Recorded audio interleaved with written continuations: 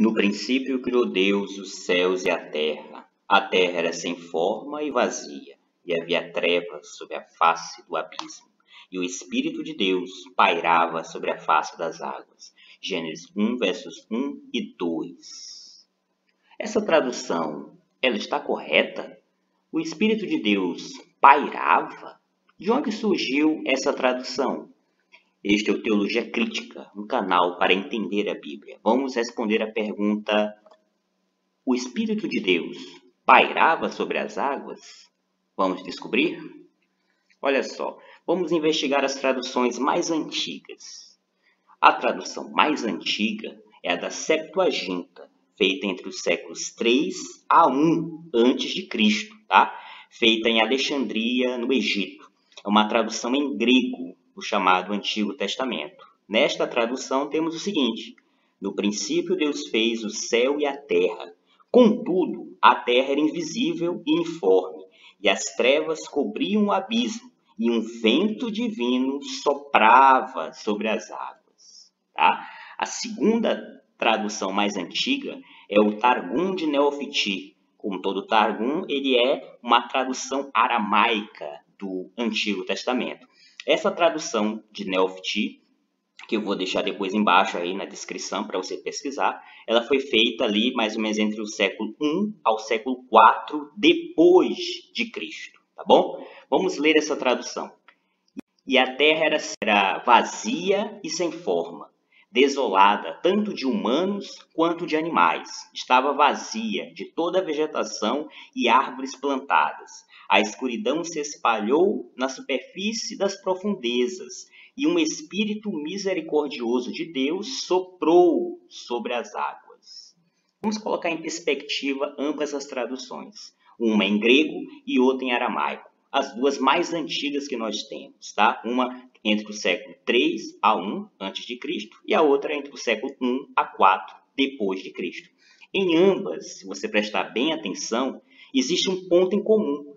Uma fala vento, outra fala espírito, mas o que há em comum nessas duas traduções é a ideia de que esse vento, ou espírito divino, soprava sobre as águas. O espírito, ou vento, soprou sobre as águas e não pairava.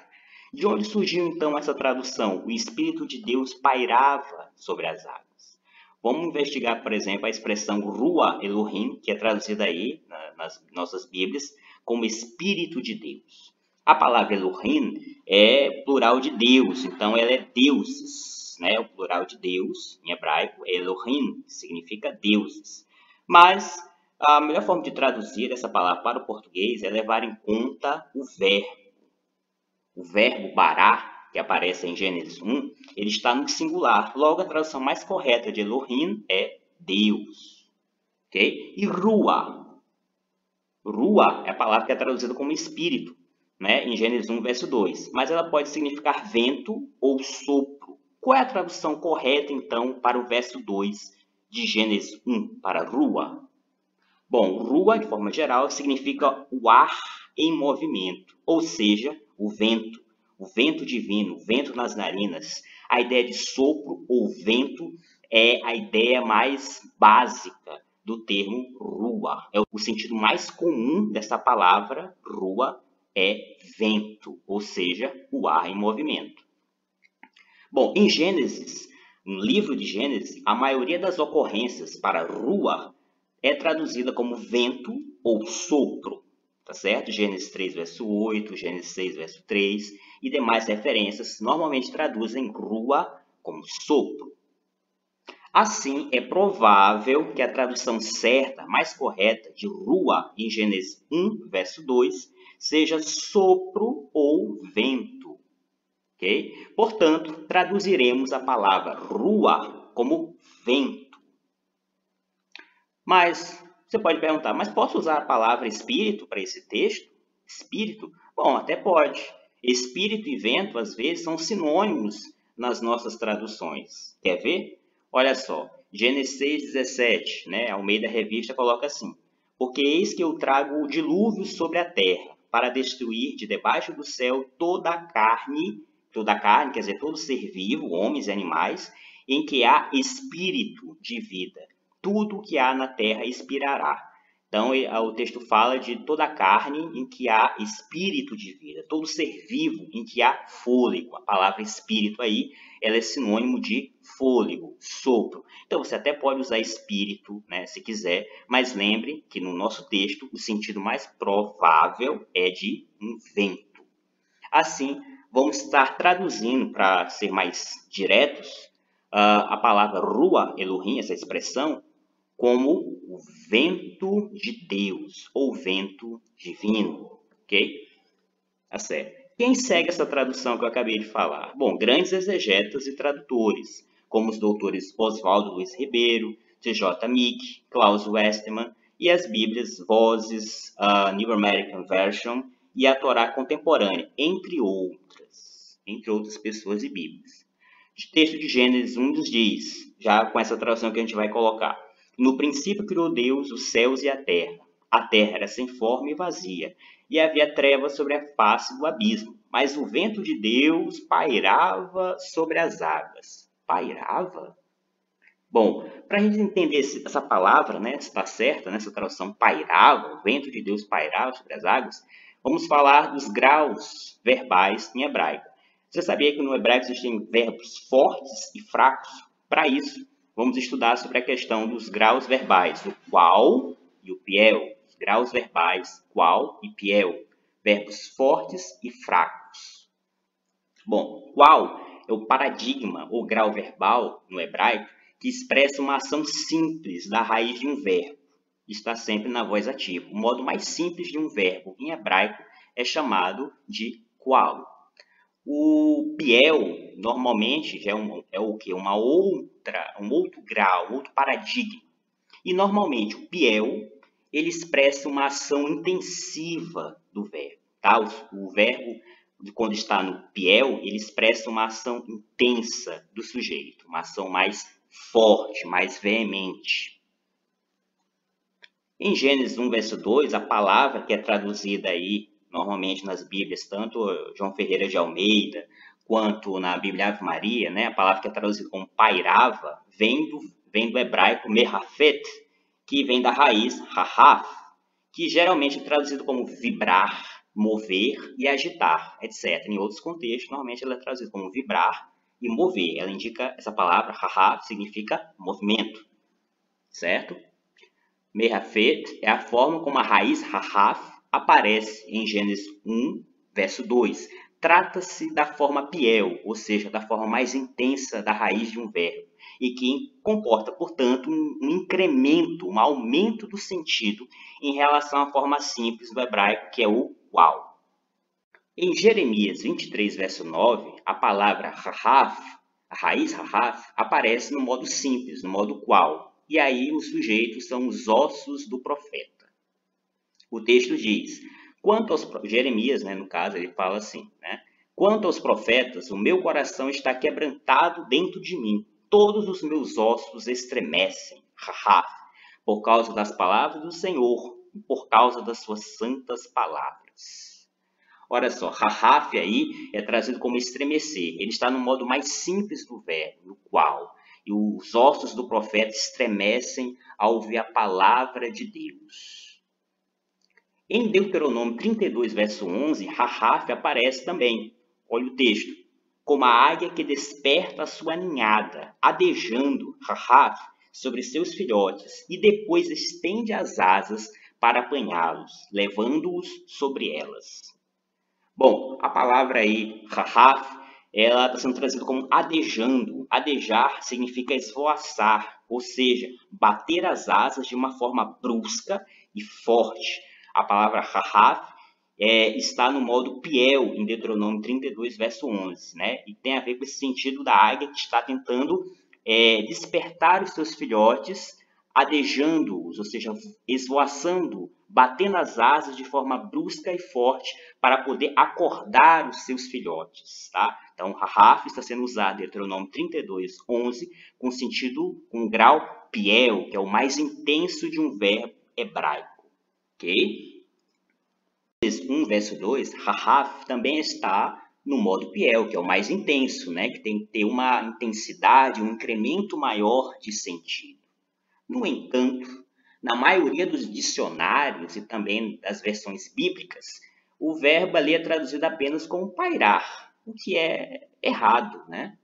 Esquisito. Olha só, se em Jeremias 23, verso 9, Rahaf é traduzido como estremecer, e Rahaf está no modo qual, que é o mais simples, portanto, é um movimento mais suave, apenas um estremecimento dos ossos. Deuteronômio, que está no formato Piel, que é o mais intenso, traduz Rahaf com uma força maior, né? Não é meramente tremer, mas bater asas com rapidez e força. Gênesis 1, verso 2 também está no Piel, mas ele não traz um sentido mais forte do que em Jeremias 23, verso 9. Ele fala apenas que o Espírito de Deus pairava sobre as águas. Esquisito, né? Se está no formato Piel, deveria trazer um sentido mais forte do que meramente estremecer, como é o caso de Deuteronômio 32, verso 11. De acordo com o professor doutor Oswaldo Luiz Ribeiro, esse tipo de tradução em Gênesis 1, verso 2 não faz nenhum sentido.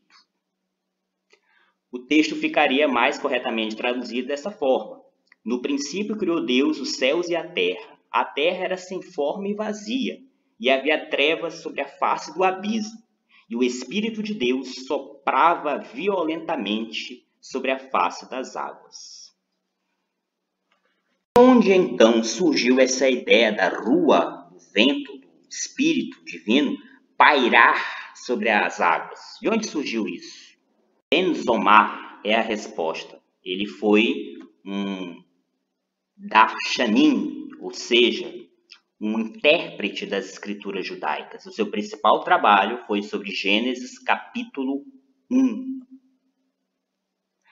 O Ben-Zomar, ou Simeon, ou Shimon Ben-Zomar, ele era muito conhecido por suas interpretações exegéticas.